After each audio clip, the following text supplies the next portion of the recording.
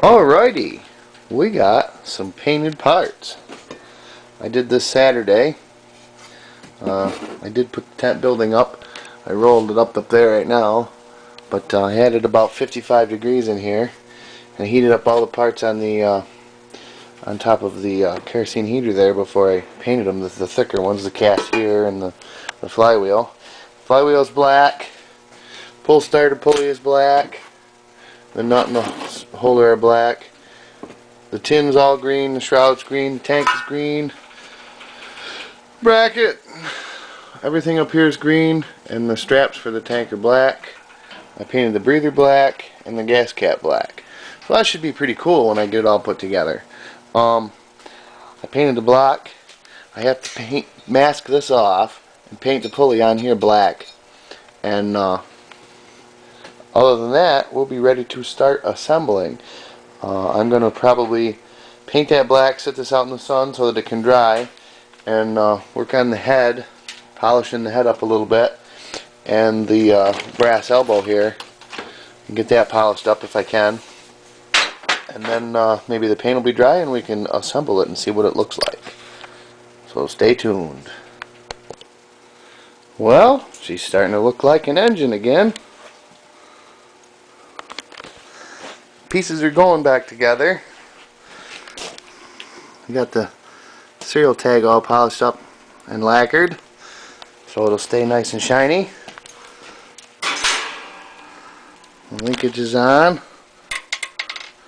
This has been polished up and lacquered. Didn't shine up as much as the head, but it is polished, or it is cast aluminum. Covered the old spark plug wires with some of the that cloth electrical tape that sticks to itself. Got the breather in, the gas tank mounting bracket on, the fan shroud on, the flywheel and fan, and the pull start pulley is on, and the rest of the pieces are over here. I would have got a little bit more done, except these bolts I painted today for the head and the gas tank, and they're not dry yet, but I did get the petcock all polished up and lacquered, although I don't know if fuel gets on it. Lacquer will probably melt off of there, but it'll look good for a while. And the carburetor elbow actually kind of has a coppery color to it, but it is brass. I don't know, when I polished it with the wire wheel, that's just kind of how it came out. And that's been lacquered. And I lacquered the head. Same thing. If I run it for any length of time, I'm sure the lacquer won't hold up, but it'll hold up for a little while.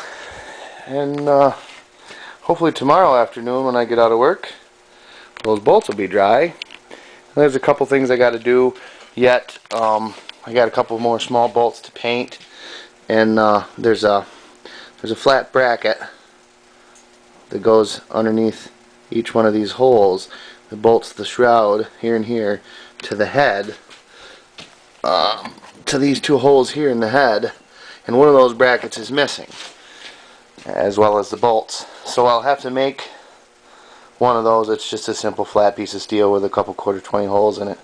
Real simple. And it doesn't require painting or anything because that's inside, you won't see it. So I'll probably work on that tomorrow, and I don't know if I'm going to do anything with the carburetor yet.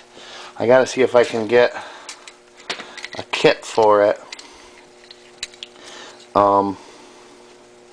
If I can get that needle, the correct needle, the high-speed needle, is really what I need. The one that's in there is actually out of an 8-horse Briggs. Much newer engine, and it won't run quite right. So hopefully I can get a kit for that. They do pop up on eBay once in a while. There was a carburetor on there, a whole working carburetor. I almost think it was new old stock, but they wanted $60 for it, and I didn't know if the engine ran.